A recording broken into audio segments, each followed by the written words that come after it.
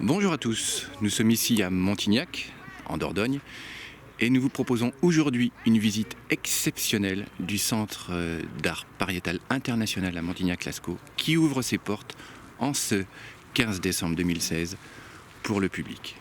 On va rejoindre dans un instant le groupe et donc la première visite, et je vous mets de suite en contact avec la guide. Donc petite pause, on vient de remonter environ 15 000 ans pour l'instant. Donc ça va, c'était assez rapide. Il nous reste 5 000 années à remonter. Pour l'instant, votre compagnon de visite, vous n'en aurez pas besoin. Donc vous pouvez le laisser pendre totalement autour de votre cou. Il va se mettre en veille, ne vous en faites pas. Je vous dirai à quel moment l'utiliser. Allons-y pour les 5 000 dernières années.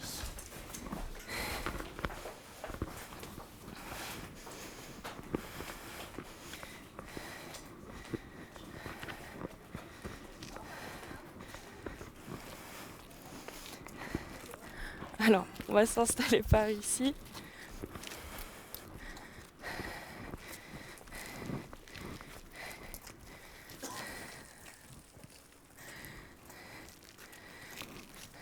N'hésitez pas à vous approcher par là.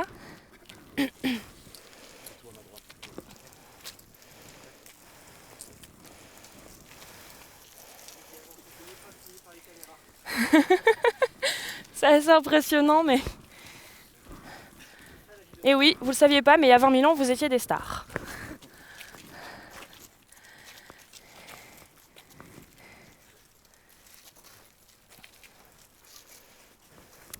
Et donc 20 000 ans en arrière, évidemment, il faisait un petit peu plus froid, comme vous pouvez le constater. On est sur la dernière période glaciaire, donc ce n'est pas du tout les mêmes températures qu'aujourd'hui. On descend dans les degrés.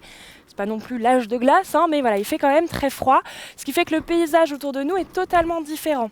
Donc là, ce paysage de la vallée de la Vézère que vous avez face à vous, il va falloir le modifier. Donc je vais vous demander un petit effort d'imagination, je vais vous le décrire et on va le modifier ensemble. Bien entendu, et malheureusement, il va falloir enlever le village de Montignac. Donc le village disparaît, mais la végétation aussi. Puisqu'il fait beaucoup plus froid, la végétation change. On n'aura pas cette forêt. La végétation est beaucoup plus éparse. On a moins d'arbres, des arbres beaucoup plus bas. Ça ressemble à peu près aux steppes de Laponie. Vous imaginez un petit peu la chose. La rivière aussi est plus large. Elle arrive quasiment jusqu'au pied de la colline. Et bien entendu, la faune va être différente. Ce n'est pas les mêmes animaux que l'on va croiser. Du haut de notre colline ici, ce qu'on peut observer comme animaux, principalement, ce seront des troupeaux de rennes. Vous voyez des troupeaux de rennes qui passent. D'ailleurs, c'est ce que l'on va le plus consommer, chasser. Il y avait un dicton à ce moment-là qui disait « tout est bon dans le renne ». Bon, ça rime pas, mais c'est à peu près ça. On récupère tout, la viande bien sûr pour la consommer, la peau pour se faire des fourrures, des habits, des huttes aussi, les os, les bois pour se faire toutes sortes d'outils. Donc tout est bon à récupérer. On aura des animaux aussi plus gros, notamment des troupeaux de bisons, un peu plus bruyants, des troupeaux d'aurochs. Vous savez, l'auroch, c'est la vache préhistorique, 2 mètres au garrot quand même, un auroch, belle bestiole. Et un animal aussi beaucoup plus imposant, le plus gros animal de la préhistoire, c'est quoi ? Le mammouth, exactement, le mammouth. Pour vous donner une petite idée de la taille du mammouth, regardez la cage d'ascenseur qui est ici. Petit mammouth femelle. Grosso modo, un mammouth, c'est bien plus gros que ça. Ce qui fait que ça semble assez compliqué à chasser, un mammouth. Donc on ne chassait pas le mammouth. Imaginez-vous les groupes humains à cette époque-là. C'est à peu près le nombre que nous sommes là, quelques dizaines de personnes. Il va falloir s'y mettre à plusieurs pour chasser un animal comme celui-ci. Et puis surtout, avant que nous ayons totalement consommé sa viande, elle aura pourri. Donc c'est du gaspillage de s'embêter à chasser le mammouth. On ne chassait pas le mammouth. Et je vous dis on c'est qui ? Il y a 20 000 ans, c'est Cro-Magnon. Cro-Magnon, j'ai de très beaux exemples à vous montrer de Cro-Magnon, puisque vous êtes là tous autour de moi, des Cro-Magnons. On n'a pas changé depuis, nous sommes tous des Cro-Magnons, y compris les personnes qui nous regardent, les auditeurs de France Bleu Périgord qui nous écoutent. Bref, nous sommes tous des Cro-Magnons ici autour de nous. On n'a pas évolué, c'est Homo sapiens, c'est l'homme anatomiquement moderne.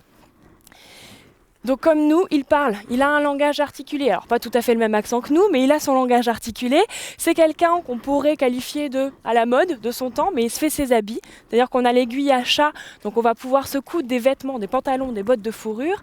Il faut vraiment s'enlever, si vous voulez, cette image de l'homme de Cro-Magnon qui tire sa femme par les cheveux avec son gourdin sur l'épaule. Pas du tout ça. Et c'est aussi un homme curieux qui connaît très bien son environnement, tout ce qui l'entoure, qui va au fond des choses et notamment au fond des grottes. Alors à ce propos à présent, pour vous rendre compte un petit peu de l'ampleur du nombre de grottes que nous avons ici, de grottes ornées par l'homme préhistorique, je vous propose de relever votre compagnon de visite. Et vous allez voir sur le coin à droite, vous avez une petite icône qui apparaît. Vous cliquez dessus, ça va vous donner une carte interactive. Vous allez pouvoir vous tourner au niveau de la vallée de la Vézère et observer toutes les grottes ornées qui sont ouvertes à la visite. L'abbé Breuil, qu'on appelait le pape de la préhistoire, il disait dans la vallée de la Vézère, il n'y a que 2 gisements, la rive gauche et la rive droite, puisqu'il y a des gisements préhistoriques partout. Alors voilà, à présent, vous voyez, vous pouvez, si vous relevez vers vous comme ceci, voilà. Et donc là, vous pouvez consulter et en tournant, vous allez voir toutes les grottes que vous avez aux alentours. Est-ce que tout le monde y arrive?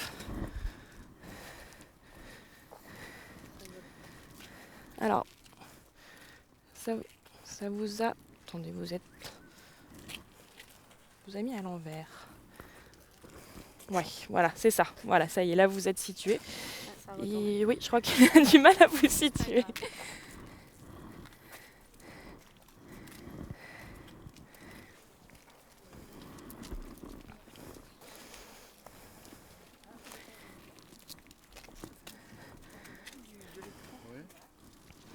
Alors, la vallée de la Vézère, elle a été classée au patrimoine mondial de l'humanité en 1979 pour le nombre de ses habitats et de ses grottes ornées préhistoriques.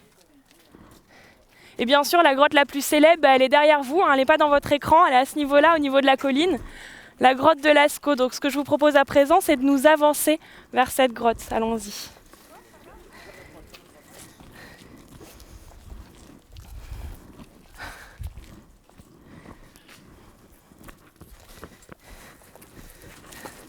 Faites attention à ne pas glisser, il y a 20 000 ans, le sol est gelé en cette saison.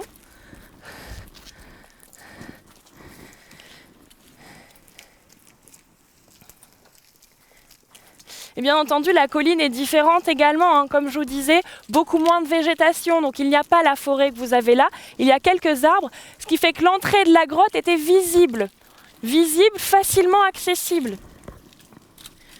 En fait, puisque Cro-Magnon c'est un homme semi-nomade, il se déplace en fonction des saisons, des troupeaux, des animaux, eh bien il va se repérer, c'est ses repères topographiques, les falaises, les entrées de grottes. Donc celle-ci pouvait être un repère. Si on a un peu de chance, peut-être qu'on va croiser un troupeau de rennes. Un mammouth, j'ai un peu plus de doutes.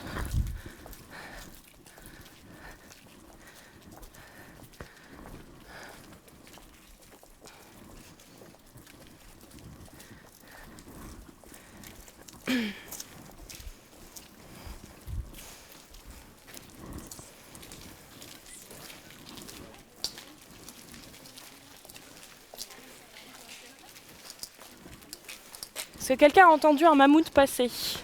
Non, hein. Bon. Donc je vous disais, à quelques centaines de mètres par ici se trouve l'entrée de la grotte. Mais bien sûr, on va casser un cliché, peut-être le savez-vous déjà, Cro-Magnon, il ne vit pas dans les grottes. Imaginez-vous vivre à l'intérieur d'une grotte. Dans une grotte, il fait froid.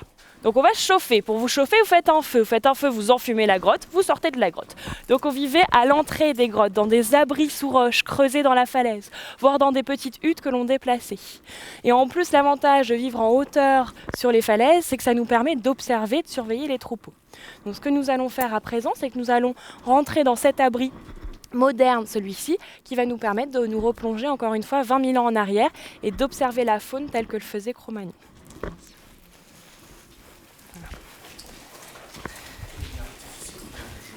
Comment? On met en lumière artificielle. La lumière artificielle.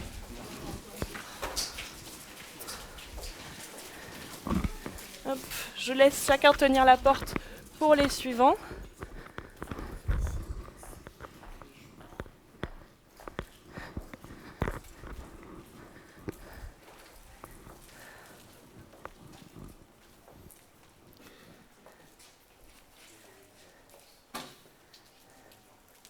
N'hésitez pas à vous asseoir sur le banc si vous le souhaitez.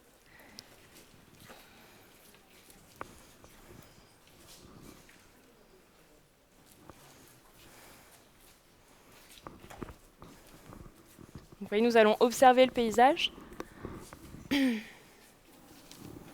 Donc vous pouvez vous avancer un petit peu. Hein. Et nous voici 20 000 ans en arrière. Je vous disais, le Périgord, la Dordogne ne ressemble pas à ça. Vous voyez, c'est beaucoup moins de végétation. Et à l'automne, puisque nous sommes en automne, on croise des rennes en rut. Vous avez d'autres animaux aussi sur la droite. Qu'est-ce que c'est cet animal-là au fond? C'est des bouquetins. Puisqu'il fait beaucoup plus froid, on a des bouquetins aussi ici. On change de saison, on passe à l'hiver. Il fait entre moins 20, moins 30 degrés l'hiver. Et vous voyez sur la gauche, ce drôle d'animal, c'est l'antilope saïga. Et bien sûr, il y avait des lions des cavernes. Vous pouviez croiser en Dordogne un lion, en train de chasser un petit renne, là. Rassurez-vous, pour les âmes sensibles, on va changer de saison avant le moment fatidique.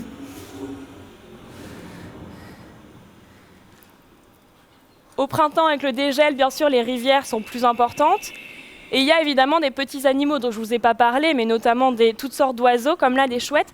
Mais les oiseaux et les petits animaux sont très peu représentés dans les grottes, assez rarement.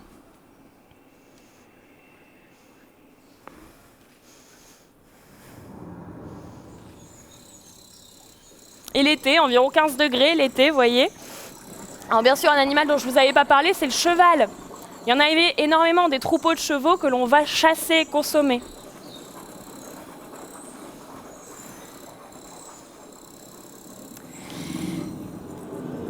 Et ma machine à remonter dans le temps nous emmène en 1940. Nouvelle espèce animale, le chien. Le paysage est plus semblable à celui que nous connaissons. Et ce chien, il est suivi de Cro-Magnon à la mode de 1940. Qui est toujours un homme curieux, qui va explorer les choses. Et vous voyez, ces 4 adolescents, vous les voyez partir par la droite dans la forêt. Bien à présent, nous allons les suivre du même chemin et je vais vous raconter leur histoire.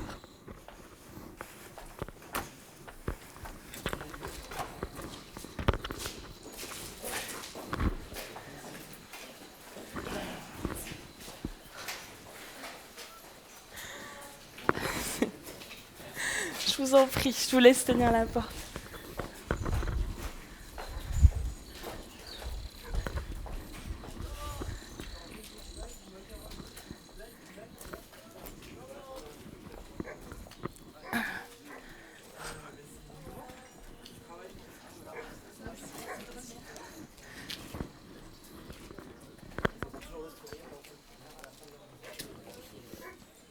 Beaucoup d'excitation et d'émotion. D'accord.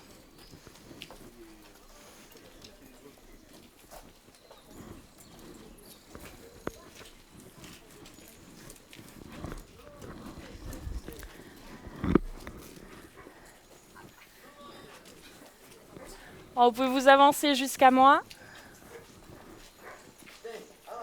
Je vous avais dit que je vous emmenais en 1940, donc nous sommes avec eux, là. Ils sont là, au-dessus, dans la colline.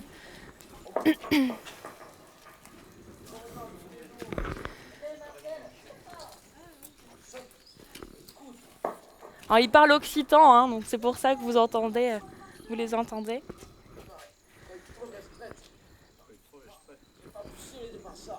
Eh oui, pas possible de passer ça. C'est pas possible de passer, c'est trop étroit. Alors donc nous sommes le 8 septembre 1940. Le 8 septembre 1940, Marcel Ravida, qui a 17 ans à ce moment-là, il se balade dans la forêt avec son chien, Robot. Marcel Ravida, c'est un Montignacois, c'est le gars du coin, on l'appelle le bagnard, enfin vous imaginez un petit peu le personnage. Il est en balade avec Robot, sauf que Robot va tomber sur un lapin. Alors, c'est des choses qui arrivent dans la forêt, et en tant que chien, il va chasser le lapin. Il court après le lapin, pas fou, se terre dans un trou. Robot le suit et reste coincé à l'intérieur de ce trou. Que notre Marcel, son chien quand même, il l'aime bien, il ne va pas le laisser coincer à l'intérieur, donc il va réussir à le sortir, à l'évacuer. Et ce trou, il avait été formé par un arbre qui s'était déraciné quelque temps avant. Donc clairement, c'est pas un terrier de lapin. Et ça va l'intriguer, notre Marcel. Parce que ce qu'il faut savoir, c'est un petit peu plus loin, sur la colline, il y a un château, le château de Lascaux. Et qui dit château, dit souterrain. Et qui dit souterrain, dit trésor. Donc notre Marcel Ravida, ce qu'il pense avoir trouvé, ce qu'il pense que son chien a trouvé, c'est une entrée du souterrain du château de Lascaux. Donc forcément, il a envie de visiter. Sauf qu'il ne fait pas vraiment la taille d'un lapin ni d'un chien, il ne peut pas rentrer à l'intérieur. Il va se dire, je vais rentrer chez moi, je vais préparer des outils et je reviendrai dans quelques jours agrandir cette ouverture et j'irai visiter. Quelques jours, c'est 4 jours plus tard, donc le 12 septembre 1940. Venez, on s'avance jusqu'au 12 septembre 1940.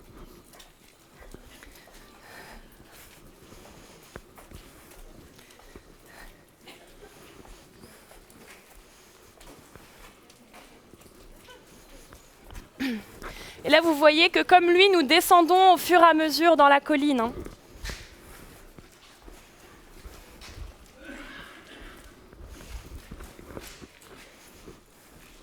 Allez-y, n'hésitez pas à vous mettre par ici.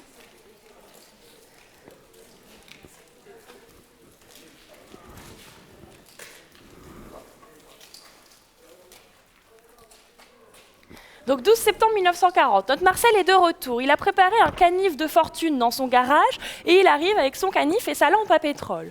En chemin, il va croiser 3 de ses camarades, Simon Coincas, Georges Aniel et Jacques Marsal, qui se baladaient eux aussi. Marcel, qu'est-ce que tu fais là ? J'ai trouvé l'entrée du souterrain du château de Lascaux, je m'en vais l'explorer. Penses-tu, on vient avec toi ? Bon, je vous refais les dialogues, mais... Sauf qu'en fait, ce qu'ils faisaient là, ces 3 garçons, ce que l'histoire ne dit pas toujours, c'est qu'ils étaient partis pour régler leur compte à d'autres camarades. En 1940, il faut imaginer un peu la guerre des boutons, quoi. Donc ils vont régler leurs affaires et ensuite ils reviennent pour poursuivre l'exploration. Il va falloir travailler pour agrandir cette ouverture pendant plusieurs heures et ensuite, enfin, ils peuvent pénétrer à l'intérieur. Et là, c'est la stupeur, c'est pas du tout le souterrain auquel ils s'attendaient, mais c'est un tout autre trésor qu'ils vont trouver là. Tellement exceptionnel ce trésor qu'ils vont se dire, on va garder ça secret jusqu'à la fin de nos jours. Ça restera entre nous, nous n'en parlerons jamais jusqu'à notre mort. C'est bien que 3 jours plus tard, tout le monde est au courant. Hein. Bon, le secret n'a pas tenu bien longtemps, et 3 jours plus tard, on va venir explorer la grotte, l'authentifier, et elle connaîtra le succès que vous connaissez et qui vous a amené ici aujourd'hui. Donc, ce que nous allons faire à présent, c'est que nous allons nous mettre à leur place, replonger en 1940 et faire la même découverte que ces 4 adolescents. Allons-y.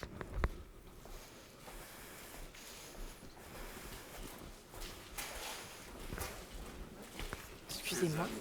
Exactement. A priori, oui, allez-y.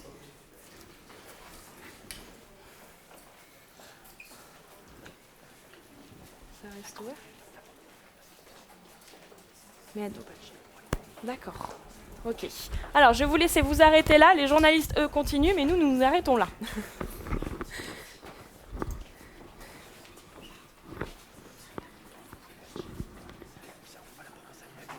D'accord, ok. Vous pouvez vous avancer encore un peu. Nous allons rester là quelques instants parce que bien sûr, quand on va visiter une grotte, il fait beaucoup plus sombre à l'intérieur, donc il faut que nos yeux s'habituent à l'obscurité. Donc pendant ce temps-là, je vais naviguer avec ma machine à remonter dans le temps. Nous allons naviguer un petit peu à travers les années pour poursuivre l'histoire de Lascaux. 1940, bien sûr, découverte de la grotte, authentification de cette grotte, sauf qu'on est dans un contexte bien particulier, celui de la Seconde Guerre mondiale, et donc la grotte restera entre parenthèses pendant un moment. Mais elle était quand même gardée, cette grotte. Pendant les premiers temps de la découverte de Lascaux, nos 4 adolescents, ils avaient établi un campement à l'entrée de la grotte pour éviter que des visiteurs intempestifs n'y entrent. Sauf que vous pensez bien que quand il y avait des visiteurs, eh bien, contre quelques francs, ils pouvaient visiter la grotte. Ils se sont fait un petit peu d'argent de poche et il y a eu des privilégiés avant l'ouverture officielle, qui aura lieu en 1948. Donc 1948, ouverture de la grotte de Lascaux. Il y aura plus d'1 million de visiteurs entre 1948 et 1963. Parce que la grotte va fermer en 1963 sur décision d'André Malraux, qui était ministre des Affaires culturelles, puisque la grotte avait subi des dommages à cause de cette surfréquentation, de la surimportance des personnes à l'intérieur, du dioxyde de carbone qui était rejeté, de l'éclairage, etc., de la modification de l'équilibre de la grotte. Il y avait des maladies qui s'étaient développées. On a parlé de la maladie verte, avec des algues sur les parois. Et ensuite la maladie blanche, avec un voile de calcite qui commençait à recouvrir les peintures. Donc on va fermer la grotte. Elle restera fermée pendant 20 ans. C'est-à-dire qu'en 1983, le public pourra visiter Lascaux II, la première réplique où une partie de la grotte était accessible. Et enfin, plusieurs années plus tard, on a décidé de sanctuariser la colline de Lascaux. Pour éviter une surfréquentation également de cette colline, on va la sanctuariser et ainsi déplacer la grotte en bas de la colline. C'est ce que nous allons voir aujourd'hui. Ceci étant dit, retournez en 1940. On n'a pas fait les présentations, je ne sais pas comment vous appelez, mais pour moi, peu importe, vous appelez Jacques, Simon, Georges, Marcel, vous choisissez. Vous avez tous entre 13 et 17 ans et vous pensez découvrir l'entrée du souterrain d'un château. Imaginez un peu l'excitation. L'adrénaline de l'aventure, l'appréhension, on ne sait pas exactement ce qu'on va trouver. On a un petit peu des frissons dans le ventre. Je veux que vous ayez cette émotion-là quand nous allons rentrer à l'intérieur. Et bien sûr, comme eux, puisqu'il fait sombre, il va falloir regarder quand on avance, faire attention où l'on met nos pieds. Et en 1940, le compagnon de visite n'existe pas. Donc vous pouvez le laisser pendre autour de votre cou. Ne vous en faites pas, il se réveillera à la fin. Et bien sûr, nos 4 adolescents, ils n'avaient pas pris d'appareil photo avec eux, ils n'avaient pas de téléphone portable. Donc on va laisser tout ça dans nos poches. On va vivre cette émotion avec nos yeux, avec nos cœurs. Est-ce que vous êtes prêts? Oui? Alors c'est parti, allons-y.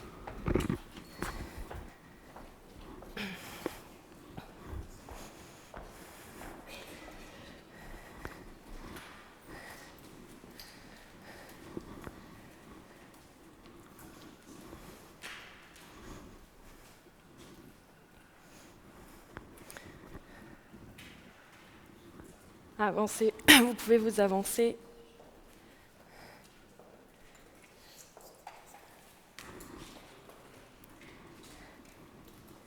Et vous voyez, c'est par là qu'ils sont arrivés en fait. Donc, si vous arrivez tous à venir par ici, bien sûr, il n'était que 4. Et vous voyez là-haut, la lumière naturelle, donc c'est l'entrée de ce trou dont nous parlions tout à l'heure. Ça continue quelques mètres, il y a un petit boyau de 3 mètres pour arriver jusqu'ici. Et c'est par là qu'ils sont tombés, c'est par là que nous venons d'arriver, nous aussi. Et il a fallu dégringoler le long de ce cône d'éboulis.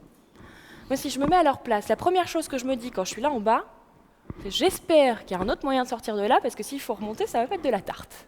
Bon. Et deuxième chose, en observant un petit peu autour de nous, ce que je me dis, c'est que finalement, on n'est pas dans un souterrain de château. C'est peut-être pas si grave.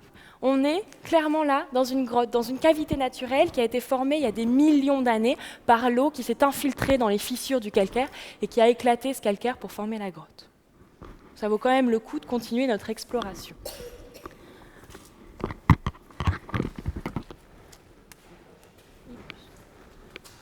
Peut-être.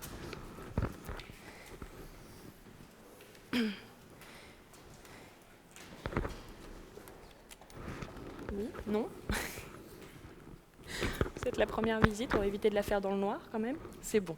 Donc on va s'avancer tout doucement, comme eux. Vous voyez, la lumière est faible. Donc faites attention, je vous conseille de vous avancer sur votre gauche, parce que sur la droite, regardez, il y a des gourdes calcites qui se sont formées. C'est l'eau qui a ruisselé depuis l'entrée, au fur et à mesure des siècles, voire des millénaires, qui s'est accumulée pour former ces espèces de petites piscines naturelles.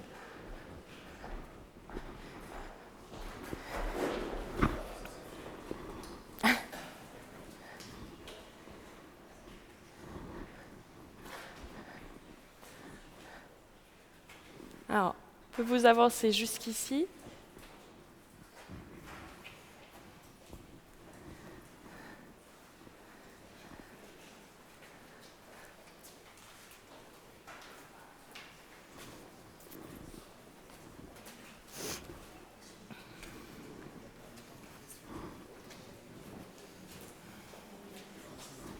Il fait 13 degrés dans la grotte. Oui, nous sommes à la température de la grotte. 13 degrés, à peu près 95% d'humidité. Donc oui, ça se ressent bien.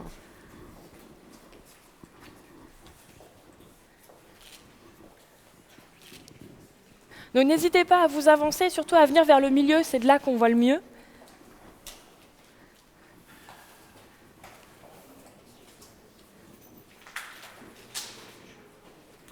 Vous pouvez vous avancer encore. Vous pouvez oser, regardez, je me mets au milieu, vous pouvez aussi. Allez-y, venez. Alors je ne sais pas l'impression que vous avez ici, puisque avec l'art préhistorique, on ne peut parler presque que d'impression. Moi, quand je suis là et que je regarde autour de moi, regardez, faites le tour autour de vous, j'ai l'impression d'être cerné par un troupeau, ou plusieurs troupeaux qui sont en train de galoper dans un mouvement extrêmement intense tout autour de nous. Je ressens les vibrations, le bruit des sabots qui résonnent comme ça à l'intérieur.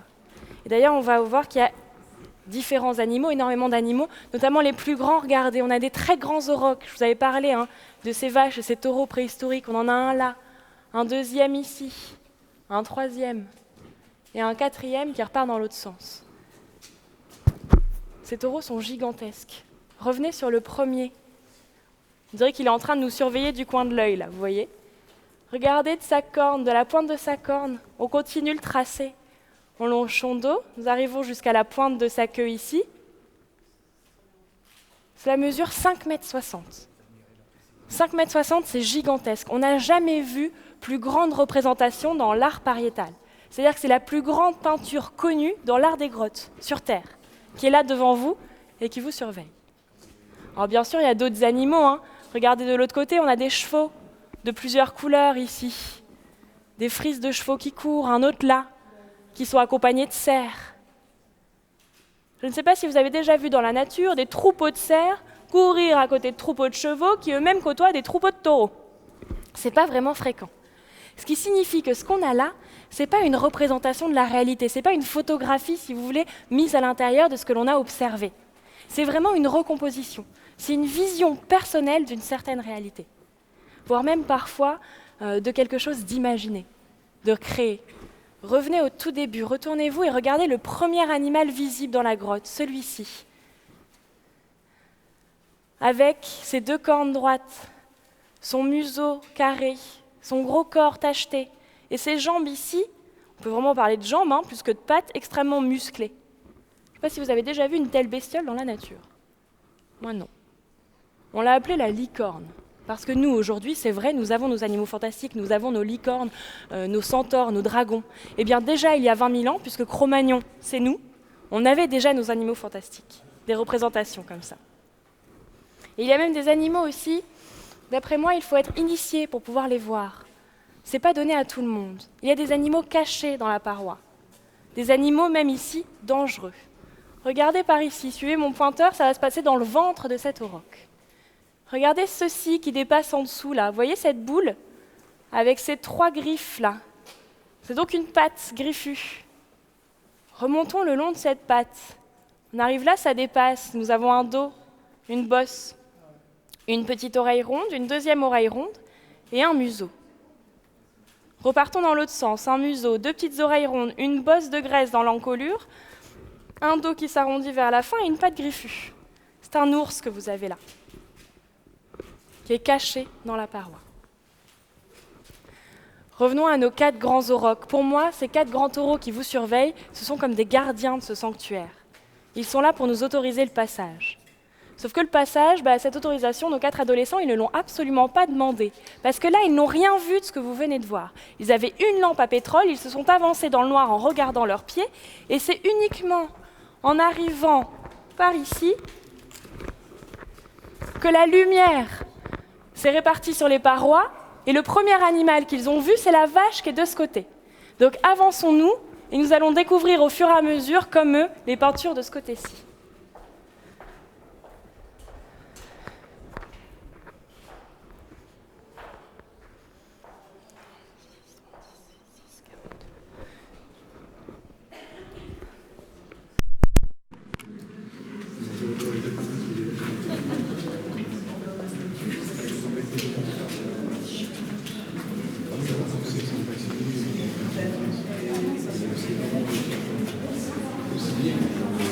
On va laisser notre guide Lucille et le groupe de premiers visiteurs continuer leur visite de Lascaux, en vous souhaitant une bonne journée et en vous proposant de continuer de suivre nos émissions spéciales Lascaux jusqu'à 19h en direct de Montignac.